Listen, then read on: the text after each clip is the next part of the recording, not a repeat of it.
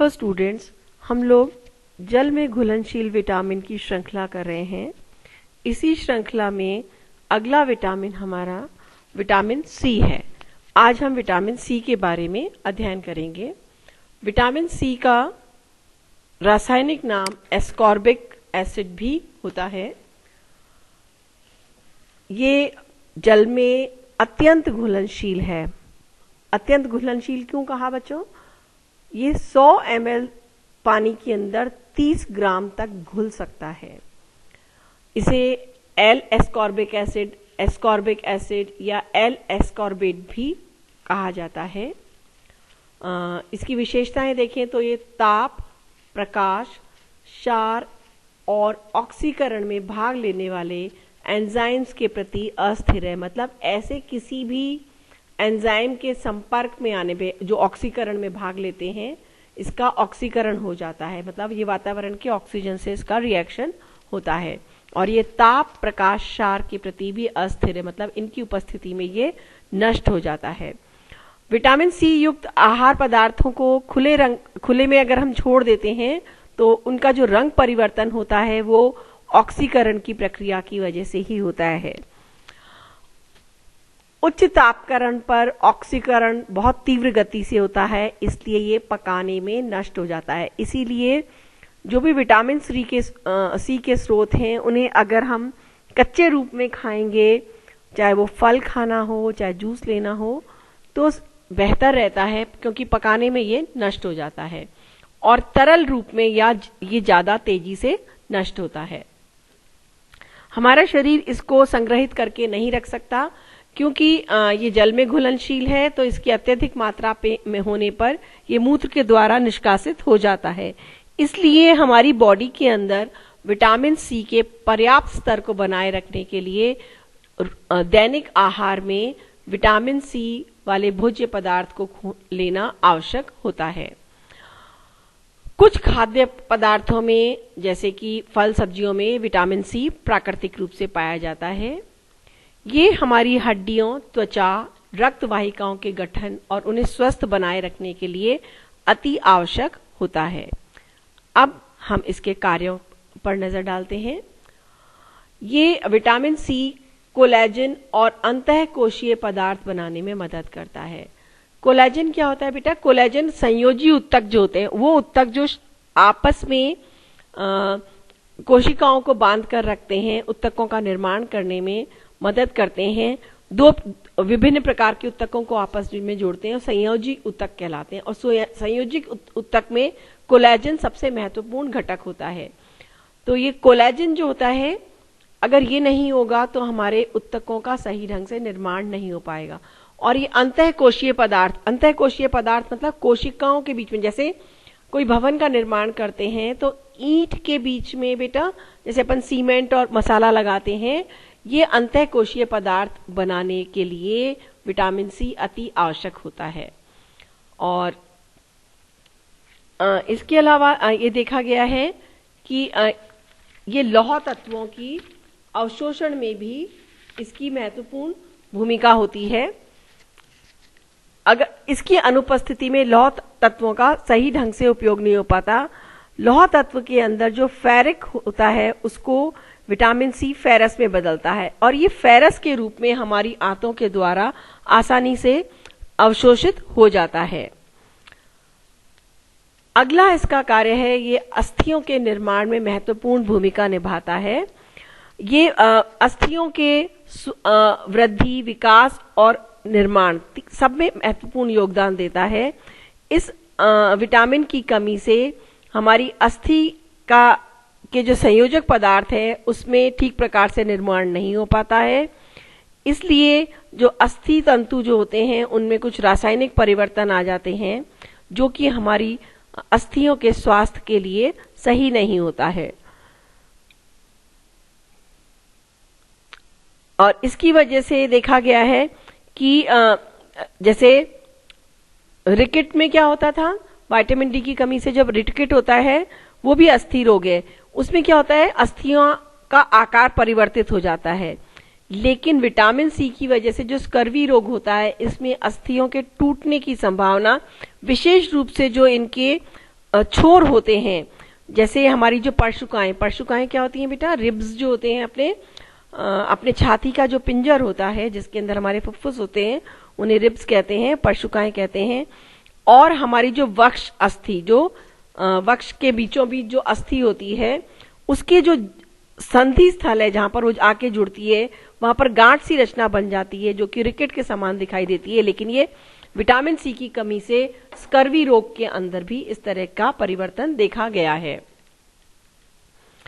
फिर देखा है कि विटामिन सी हमारे शरीर की कई रासायनिक क्रियाओं में सहायक होता है, जैसे तंत्रिकाओं तक संदेश पहुंचाना, मैंने आपको बताया था। मस्तिष्क जो होता है तंत्रिकाओं के माध्यम से हमारे शरीर के विभिन्न अंगों को संदेश भेजता है, उसी की वजह से हमारा शरीर कोई भी क्रिया कर पाता है, चाहे वो ऐच्छिक हो चाहे वो अनैच्छिक हो। या प्रत्येक कोशिका तक ऊर्जा को प्रवाहित करने का कार्य भी ये विटामिन सी की मदद से ही संभव हो पाता है। विटामिन सी एक एंटीऑक्सीडेंट है। एंटीऑक्सीडेंट के रूप में ये कार्य करता है, और ये एंटीऑक्सीडेंट जो होते हैं, मैंने आपको बताया था, ये हमारे उत्तकों को, मतलब हमारे अंदर जो विघटन की प्रक्रिया होती है उसको धीमा करता है, उसको रोकता है। तो ये एंटीऑक्सीडेंट के रूप में उत्तकों को ठीक करता है, सूजन और ऑक्सीडेशन से होने वाले नुकसान को कम करता है। ये हमारे शरीर की कोशिकाओं को बांध के रखता है, जिससे कोलेजन जो होता है बेसिकली वो करता है, कोशिकाओं को बांध के रखता है और शरीर के विभिन्न अंग को आकार देने में मदद मिलती है। और ये सब विटामिन सी की वजह से ही कर पाता है कोलेजन। इसके अतिरिक्त देखा गया है कि ये हमारे रक्त वाहिनियों के स्वास्थ्य को बनाए रखने में भी बहुत महत्वपूर्ण भूमिका निभाता है। विटामिन सी की हीनता के कारण रक्त वाहिकाएं की जो दीवारें होती हैं वो कमजोर, क्षीण और दुर्बल हो जाती है, आसानी से कट फट जाती है और इसमें से रक्त बाहर बहने लगता है। तो ये त्वचा की ऊपरी परतों में ज्यादा दिखाई देता है। इसे कुटेनियस ब्लीडिंग कहते हैं। कुटेनियस, सबकुटेनियस मतलब हमारी त्वचा के जो स्तर होते हैं, कुटेनियस स्तर के अंदर रक्त प्रवाह होने लगता है। और इसका सबसे ज्यादा प्रभाव मसूड़ों पर देखा जाता है, और मसूड़े सूज के मोटे, कोमल और पिलपिले हो जाते हैं। इनका रंग नीलापन लिए हुए बैंगनी हो जाता है और उनसे रक्त बहने लगता है। इसके अंदर एंटीहिस्टामिन गुणवत्ता भी होती है। अब एंटीहिस्टामिन क्या होता है बच्चों? हिस्टामिन वो वाले पदार्थ होते हैं जो हमारे शरीर के अंदर एलर्जी वाले लक्षण उत्पन्न करते हैं, जिनकी वजह से हमें एलर्जी होती है। हिस्टामिन का स्तर जब भी हमारे रक्त में बढ़ जाएगा तो हमारे शरीर के अंदर एलर्जी से संबंधित लक्षण दिखाई देने लगते हैं। तो ये एलर्जी वाले लक्षणों को कम करता है, मतलब एंटी हिस्टामिन होता है, हिस्टामिन को कम करता है। और इस वजह से ही ये हमारी जो एलर्जी के सबसे सामान्य जो लक्षण होता है वो सर्दी जुकाम होता है। तो ये सर्दी जुकाम में औषधि का कार्य करता है। इसीलिए डॉक्टर्स वगैरह कहते हैं कि अगर सर्दी जुकाम हो रहा हो तो भरपूर संतरे का रस पिलाइए बच्चे को। तो सुनने में ये तो अजीब सा लगता है, अपने यहाँ तो कहते हैं कि ठंडा होता है संतरा, लेकिन कहते हैं खांसी जुकाम ठीक करने के लिए संतरे का रस भरपूर मात्रा में पिलाइए तो बच्चे का सर्दी जुकाम ठीक हो जाता है। इसके अलावा ये हमारी रोग प्रतिरोधक क्षमता को भी बढ़ाता है। रोग प्रतिरोधक क्षमता देखिए, आप एंटीहिस्टामिन का काम है, ये भी रोग प्रतिरोधन हो गया। इसके अलावा हमारे को विभिन्न प्रकार के बैक्टीरियल संक्रमण इत्यादि से भी ये बचाता है। इसके अभाव में मसूड़ों से खून बहता है, दांत दर्द हो सकता है, मसूड़े ढीले हो जाते हैं, निकल जाते हैं। और अगर हमारी त्वचा के ऊपर कोई भी चोट वगैरह लग जाती है तो जल्दी से घाव नहीं भरता है, त्वचा रूखी रूखी हो जाती है। इसकी कमी जब होती है तो हमें भूख भी नहीं लगती है और व्यक्ति को स्कर्वी रोग हो सकता है। तो ये हमारे शरीर के अंदर न्यूरोट्रांसमीटर्स के उत्पादन का, कोलेजन तो पहले भी कर चुके हैं हम लोग, न्यूरोट्रांसमीटर्स का भी उत्पादन करता है। न्यूरोट्रांसमीटर्स क्या होते हैं बच्चों? मैंने आपको पहले बताया था, चित्र भी दिखाया था कि हमारी तंत्रिका कोशिकाओं के बीच में आपस में प्रत्यक्ष संपर्क नहीं होता, जुड़ी हुई नहीं होती हैं। तो एक तंत्रिका कोशिका से दूसरी तंत्रिका कोशिका में जो आवेग पहुंचते हैं वो न्यूरोट्रांसमीटर्स के माध्यम से ही पहुंचते हैं। और तो ये न्यूरोट्रांसमीटर्स के उत्पादन में भी इसकी महत्वपूर्ण भूमिका होती है। अब सामान्यतः इसकी कमी के कारण क्या हो सकता है? पहला कारण तो यही है, पौष्टिक आहार या स्वस्थ आहार नहीं लेना। सबसे पहले बेटा इसके बारे में पता चला था, विटामिन स्कर्वी रोग के विषय में पता चला था। जो जहाज के ऊपर जो नाविक वगैरह जाते थे, वो लोग बहुत बहुत महीनों तक, 2-2 साल तक जहाज में रहते थे। वहां उन लोगों को ताजा फल सब्जी वगैरह नहीं मिल पाती थी और उन लोगों में स्कर्वी रोग के लक्षण देखे गए। तो जब उनको ये ताजा फल सब्जी वगैरह दिए गए तो स्कर्वी रोग के लक्षण खत्म हो गए। इससे इसका पता चला। तो अगर आहार के अंदर इस तरह के पदार्थों की कमी होगी, खाद्य पदार्थों की, तो विटामिन सी की कमी का कारण हो सकता है। कभी कभी आनुवांशिक विकार भी होता है। कुछ लोगों में होता है कि भरपूर मात्रा में, कुछ अध्ययनों में देखा गया है कि भरपूर मात्रा में सेवन करने के बावजूद उनके अंदर विटामिन सी की कमी पाई गई। तो वो कुछ आनुवांशिक विकार की वजह से भी हो सकता है। इसके अलावा मेटाबॉलिक सिंड्रोम में क्या होता है? कुछ रोगों का या कुछ लक्षणों का समूह होता है, जैसे उच्च रक्तचाप, डायबिटीज, मोटापा, विशेष रूप से अपने उदर वाले हिस्से के अंदर बहुत ज्यादा चर्बी जब जम जाती है, इन सब के कारण से मेटाबॉलिक सिंड्रोम कहते हैं। तो मेटाबॉलिक सिंड्रोम जो होता है वो उसमें भी देखा गया है कि विटामिन सी की कमी होती है। इसके अलावा जो बच्चे ऊपर का दूध पीते हैं, माँ का दूध के अंदर विटामिन सी पर्याप्त मात्रा में होता है। आरंभिक 6 माह के लिए तो पर्याप्त होता है, लेकिन जिन बच्चों को माँ का दूध नहीं ले सकते हैं किसी कारण से, उन्हें बाजार का दूध देते हैं। तो बाजार के दूध को हम गर्म भी करते हैं तो उसमें उनको विटामिन सी उसका नष्ट हो जाता है, वैसे ही मात्रा कम होती है। तो इसलिए उन बच्चों में इसकी कमी हो सकती है। फिर जो धूम्रपान करते हैं लोग, उनके शरीर में भी विटामिन सी की कमी अधिक देखी गई है।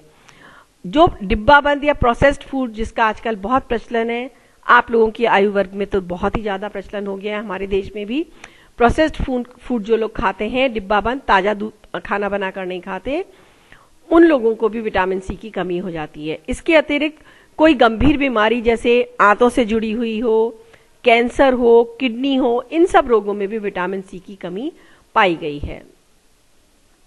अब इसके लक्षण क्या होते हैं?